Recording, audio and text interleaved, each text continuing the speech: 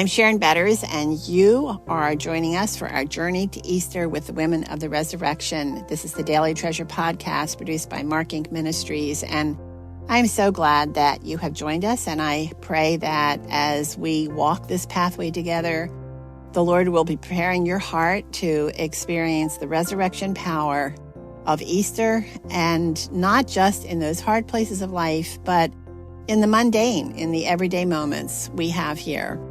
And so today's devotional is I Have Seen the Lord. And today's treasure is from Luke 23, verses 11 through 18. But Mary stood weeping outside the tomb, and as she wept, she stooped to look into the tomb. And she saw two angels in white, sitting where the body of Jesus had lain, one at the head and one at the feet. They said to her, "Woman, why are you weeping?" She said to them, "They have taken away my Lord, and I do not know where they have laid him." Having said this, she turned around and saw Jesus standing, but she did not know that it was Jesus. Jesus said to her, "Woman, why are you weeping? Whom are you seeking?" Supposing him to be the gardener, she said to him, "Sir, if you have carried him away, tell me where you have laid him, and I will take him away." Jesus said to her, "Mary." She turned and said to him in Aramaic, "Rabboni," which means teacher. Jesus said to her, "Do not cling to me, for I have not yet ascended to the Father, but go to my brothers and say to them, I am ascending to my Father and your Father, to my God and your God." Mary Magdalene went and announced to the disciples, "I have seen the Lord," and that he had said these things to her.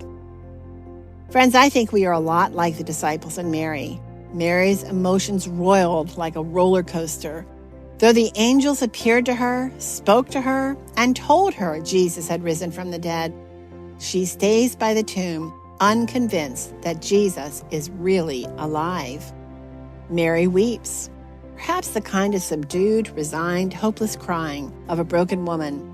She looks into the empty tomb again, trying to determine what happened. Nothing makes sense. She sees the two angels who ask her why she is weeping. And Mary responds, "They have taken away my Lord, and I do not know where they have laid him." Notice how Mary calls Jesus Lord. Though she does not understand what has happened, her love for and trust in Jesus does not waver. He is her Lord. When she turns and sees Jesus, she does not recognize him. Friends, isn't this also like us? Jesus promises he will never leave or forsake us, yet we often are blind to his presence because life is not turning out as we hope. But Jesus does not turn away. He doesn't rebuke her or condemn her for little faith. Instead, he asks her the same question of the angels. Jesus said to her in Luke 23, verse 15, "Woman, why are you weeping? Whom are you seeking?" He invites her questions and helps her identify the root of her sorrow. Though she hears his voice, as we do through his word, she still does not recognize his presence. Supposing him to be the gardener, we read in Luke 23, the second part of verse 15, she said to him, "Sir, if you have carried him away, tell me where you have laid him, and I will take him away." Jesus gently pursues Mary, and when he says her name, she knows he is her Lord. Jesus said to her, "Mary." She turned and said to him in Aramaic, "Rabboni." What an emotional picture of life-giving love. Jesus moves Mary from misery to mercy to ministry, as we read in Luke 23, verses 17 through 18. Jesus said to her, "Do not cling to me, for I have not yet ascended to the Father. But go to my brothers and say to them, I am ascending to my Father and your Father, to my God and your God." Mary Magdalene went and announced to the disciples, "I have seen the Lord," and that he had said these things to her. Jesus' resurrection transforms Mary's misery into joy. Previously, Mary had experienced total mercy, washing over every part of her. Now Jesus commissions her to go and tell.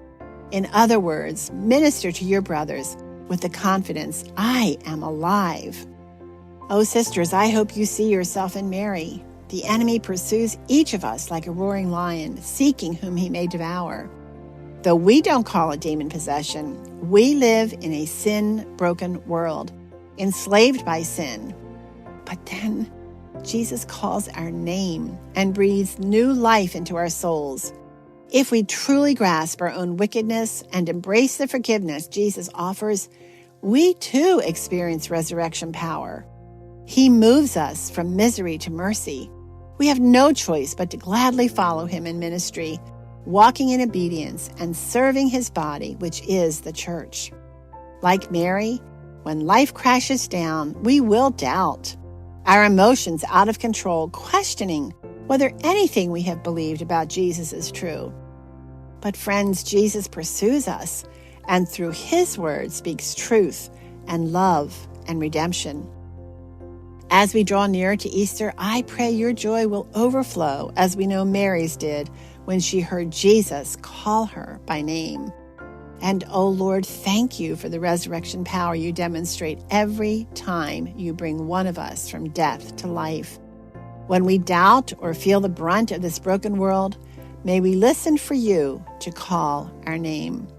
Friends, thanks so much for joining us on our journey to Easter. And I pray that these devotionals are helping you to really focus on Easter and the incredible gift of forgiveness that God gives to us through his son, Jesus. And I also hope that you won't keep this hope to yourself. I hope you won't keep this grace to yourself. I hope that you will share the devotionals, one person at a time. Just send it out to one person and encourage them to listen to the podcast and to subscribe, and tell them how God is using it to help you walk by faith wherever he has placed you. Our theme for this year at Mark Inc. is that we want to offer the help and hope of Jesus, the light of Jesus, to one person at a time. And we recognize that every one of our resources are like that.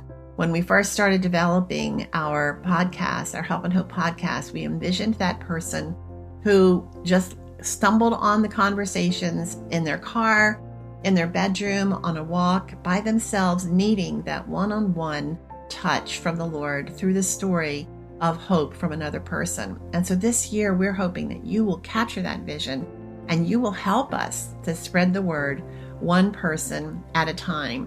One of the ways you can do that is through our app, and we love to call our Help and Hope app Having Hope in the Palm of Your Hand, because most of our resources are on that app.